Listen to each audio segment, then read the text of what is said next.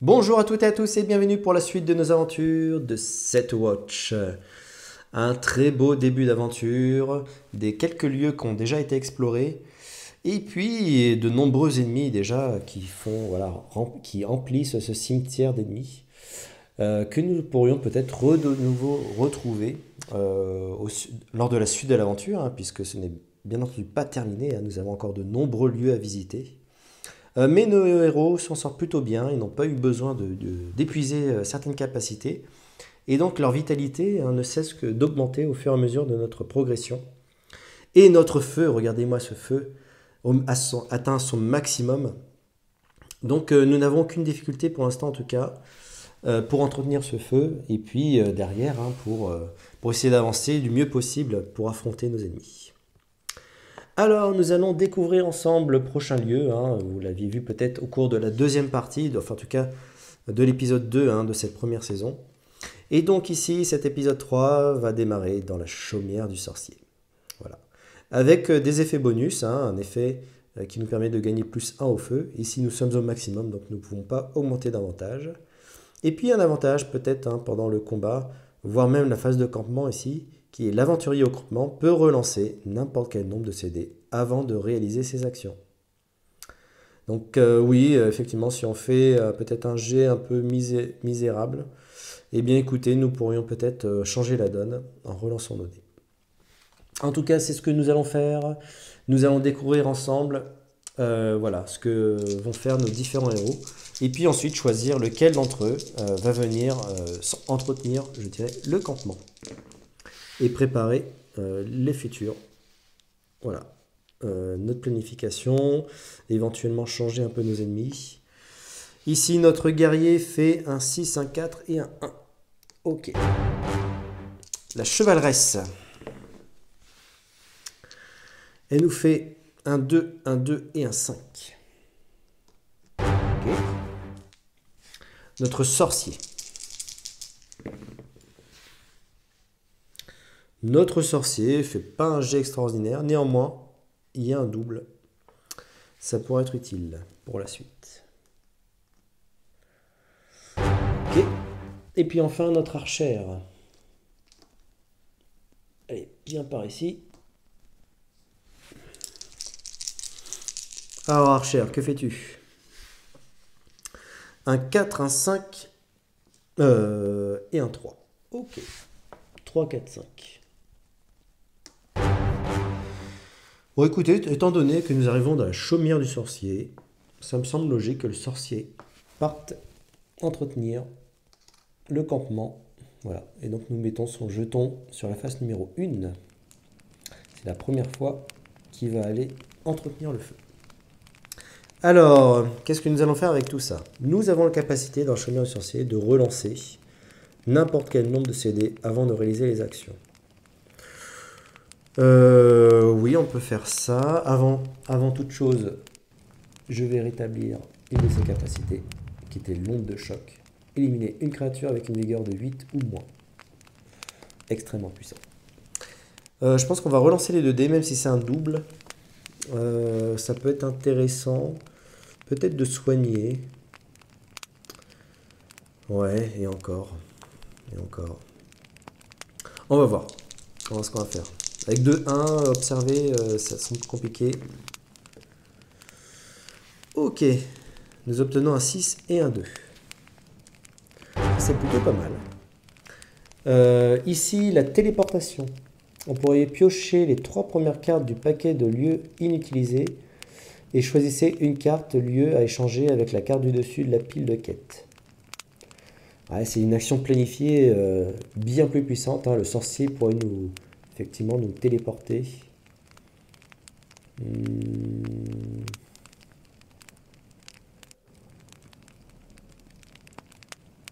Ah ouais, c'est pas mal ça.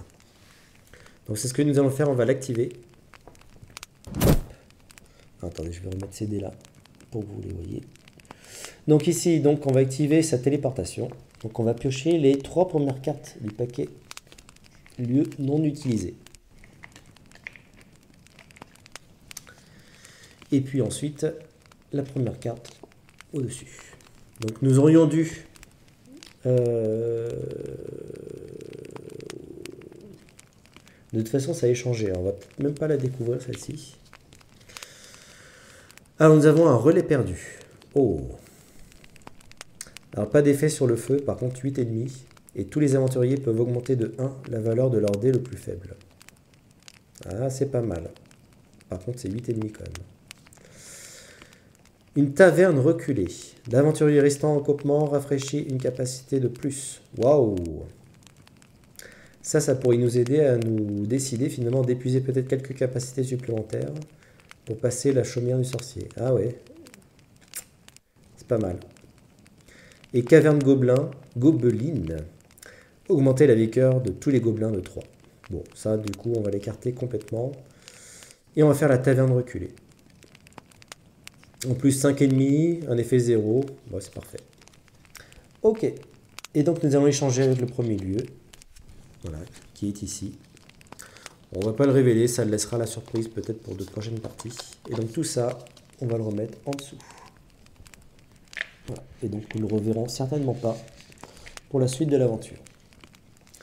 Alors du coup, planifier là nous intéresse guère puisque, comment dirais-je, rechanger par rapport au lieu que nous venons de mettre, qui est très intéressant aussi. Ou alors ça permettrait éventuellement d'évacuer un lieu non utilisé mais qui pourrait être intéressant, on ne sait pas. On ne sait pas exactement. Par contre, ce qu'on peut faire, on a un 6 ici. Un 6, on pourrait soigner. Je pense que nous allons faire. Donc nous allons soigner notre archère. Qui pourra être à ses maximum de capacité pour affronter la horde d'ennemis. Et donc sa capacité de tir d'élite, une fois par tour, vous pouvez relancer et réutiliser un dé dépensé pour une attaque directe. Ok, c'est pas mal. Et c'est une capacité passive, pas besoin de l'activer avec un dé. Et puis il nous reste un 5, nous allons observer. Donc nous piochons les deux premières cartes. Nous les remontons dans l'ordre de notre choix. Ouh, une carte invocation en plus. Eh bien écoutez, ça tombe plutôt pas mal. Ça tombe plutôt bien.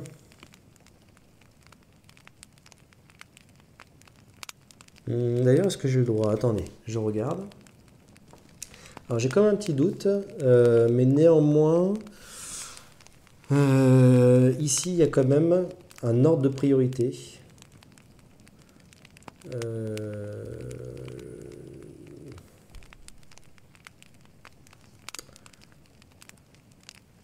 Mettre bien que de toute manière, les cartes d'invocation, elles sont toujours déclenchées. Même si là nous faisons une observation, à mon avis, nous n'avons pas le choix, il faut la déclencher.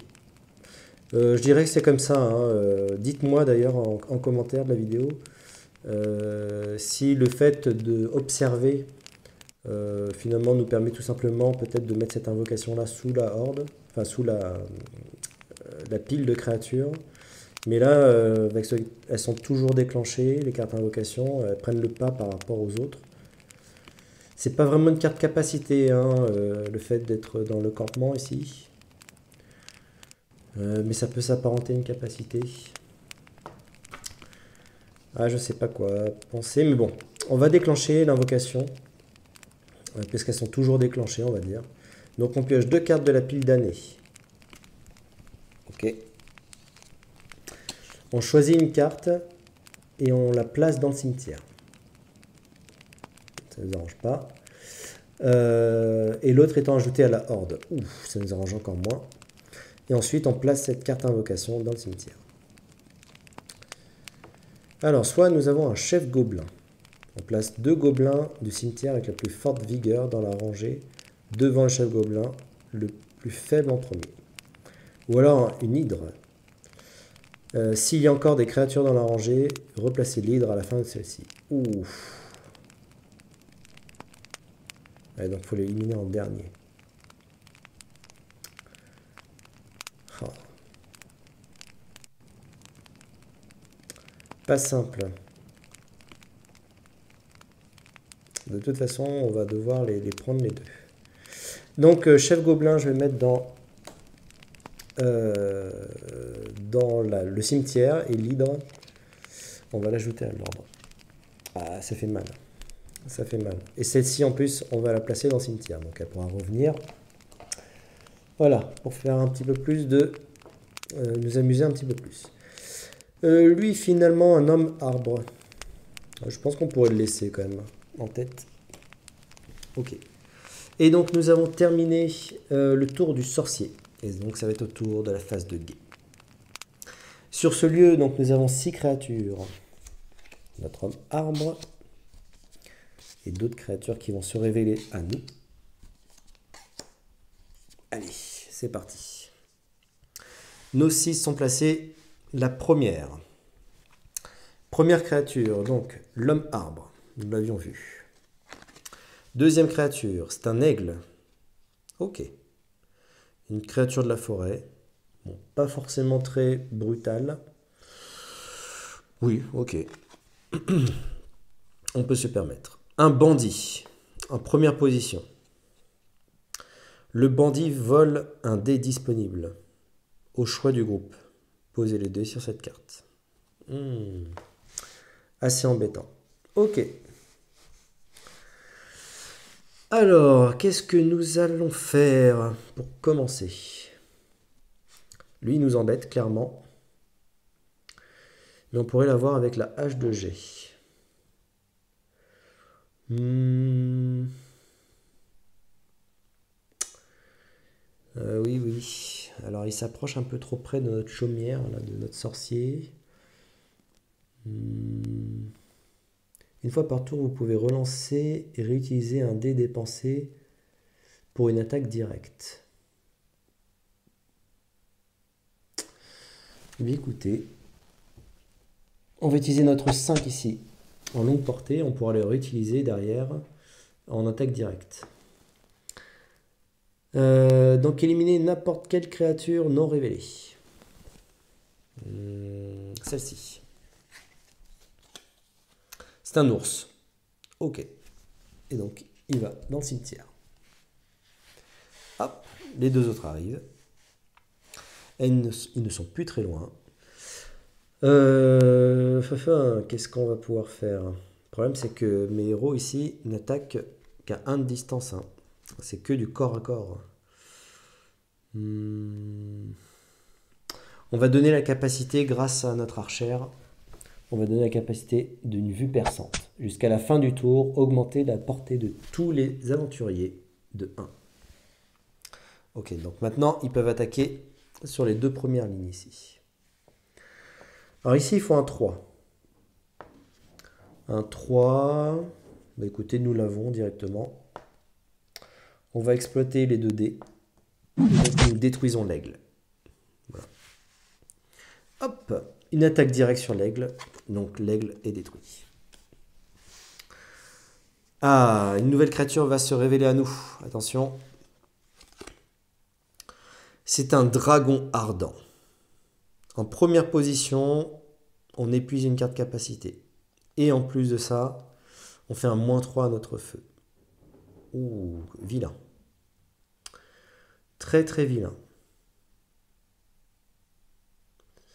Après, nous avons une lance-dragon avec notre chevaleresse. Je pense que ça va être l'occasion de le détruire. Nous allons détruire le bandit grâce à notre capacité de guerrier. Nous infligeons H2G. Infliger 8 points de dommage à une créature révélée en seconde position. Et donc c'est le bandit qui se prend l'H2G en pleine tête. Et le bandit finit au cimetière. Ok. La dernière créature va être révélée. C'est un acolyte. Révélez, piochez une créature et ajoutez-la à la horde. Oh, c'est pas gentil ça. Et s'il arrive en première position, remélangez une carte invocation dans la pile créature si on a une dans le cimetière. C'est pas gentil non plus. Ok, donc on pioche une créature qui va venir s'ajouter à la horde. Alors on sait déjà qu'on a 2 damnés et une créature supplémentaire. C'est vraiment pas cool. Néanmoins,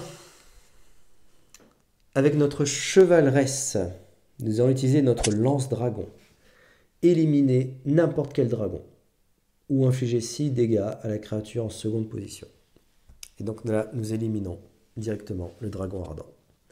La lance de dragon atteint le cœur de ce dragon ardent et donc il est détruit. Vous voyez, hein, les capacités de nos héros, elles sont tellement puissantes. Ok, ça marche. Il nous reste quoi? En dés d'attaque, on a encore notre 5 ici, là-bas, qui est tout là-bas, qui peut être utilisé grâce au tireur d'élite.